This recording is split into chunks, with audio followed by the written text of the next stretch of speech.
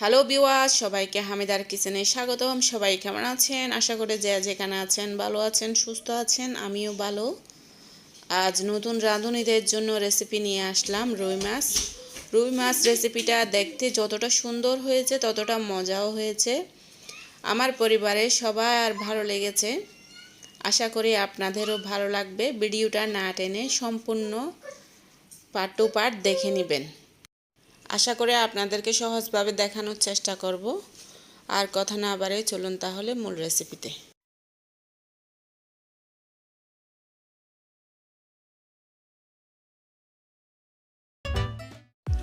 আমি এখানে কিছু রুই মাছ নিয়েছি। রুই মাছগুলো আমি বরফ ছাড়ার জন্য অনেকক্ষণ ধরে ভিজিয়ে রেখেছি। এখন বরফ ছেড়ে গেছে। এক এক করে আমি সব মাছ এভাবে করে পরিষ্কার করে নেব। আপনারা আমার সাথে ভিডিওটা না টেনে আবারও বলছি সম্পূর্ণ দেখবেন। দেখতে দেখতে আপনাদেরও সহজ লাগবে।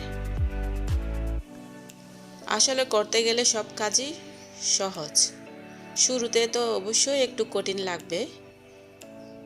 দেখুন আমি এই যে কতগুলা আঁশের ঘর আছে, ঘরগুলো কালো কালো, আমার ভালো লাগে না দেখতে, তাই আমি কিচেনের কেচি দিয়ে ওগুলা পরিষ্কার করে নিচ্ছি।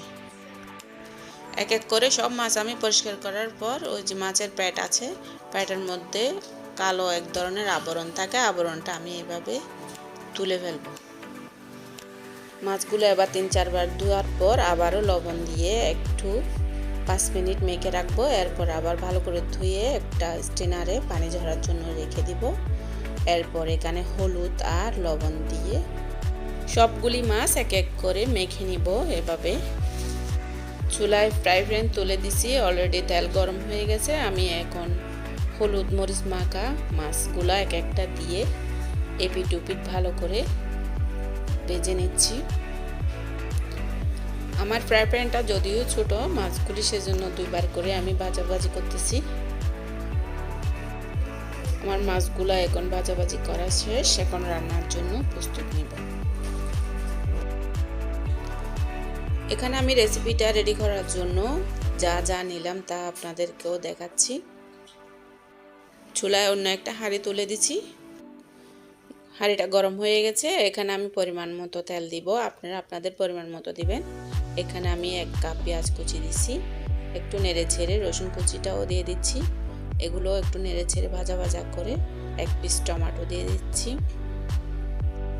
টমেটোগুলো নেড়ে ছেড়ে ভাজা ভাজা করে নিব যতক্ষণ পর্যন্ত ওগুলো সম্পূর্ণ একটু নরম তুলতুলে না হয়, ততক্ষণ পর্যন্ত আমি একটু ঢাকনি দিয়ে ঢেকে রাখতেছি। দেখুন একটু নরম হয়ে গেছে। এগুলো আমি আর একটু তেঁতলে নেব চামচের সাহায্যে।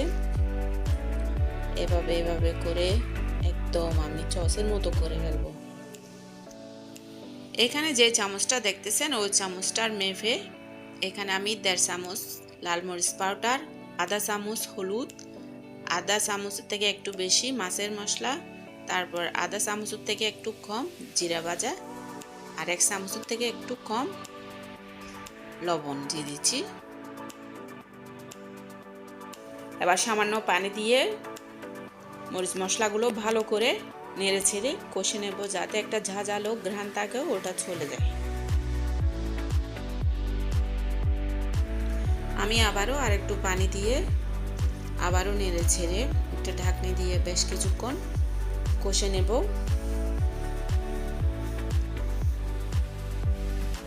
দেখুন কষাকষি শেষ। এবার আমি পরিমাণ মতো ঝোলের জন্য পানি দিয়ে দিচ্ছি। এই পানিগুলো সিদ্ধ হওয়ার পর আমি এক এক করে মাছগুলো দিয়ে দিব। দেখুন সিদ্ধ হয়ে গেছে। এবার আমি এক এক করে মাছগুলো দিয়ে দিব। দেওয়ার এমনভাবে জাল দিবেন যাতে এই সময়ে চুলাটা বাড়ানো অবস্থায় থাকে। মাছ সবগুলো দেওয়ার পর এখন 7-8টা আমি কাঁচামরিচ দিয়ে ঢাকনি দিয়ে বেশ কিছুক্ষণ হাই হিটে জাল করে নেব। এমনভাবে জাল করব যাতে ঝোলটা ধীরে ধীরে শুকাতে থাকে। দেখুন এবার ঝোলগুলো কতখানি টেনে গেছে। এখন চুলোটা একদম সম্পূর্ণ ছোট করে দিয়ে আবারও জাল করব। রান্নাটা আমার প্রায় শেষের দিকে, দেখুন কতটা লোভনীয় লাগতেছে। আমি ধনেপাতা কুচি দিয়ে দিচ্ছি। ধনেপাতা কুচি দেওয়ার পর 5 মিনিট আবারও ঝাল করব। এরপরে আপনাদেরকে দেখাচ্ছি, দেখুন এবার দেখতে কত লোভনীয় সুন্দর হয়েছে। নিশ্চয় আপনাদেরও খেতে মন চাচ্ছে। আপনারা অবশ্যই ট্রাই করে আমাকে কমেন্টে জানাবেন। বন্ধুরা, এখানে অনেক রেসিপিতে ভুল হতে পারে, ভুল হলে আমাকে ক্ষমা চোখে দেখবেন আর আমাকে সাপোর্ট করবেন। যে যেখানে আছেন ভালো থাকেন, সুস্থ থাকেন, আমার পরিবারের জন্য দোয়া করবেন।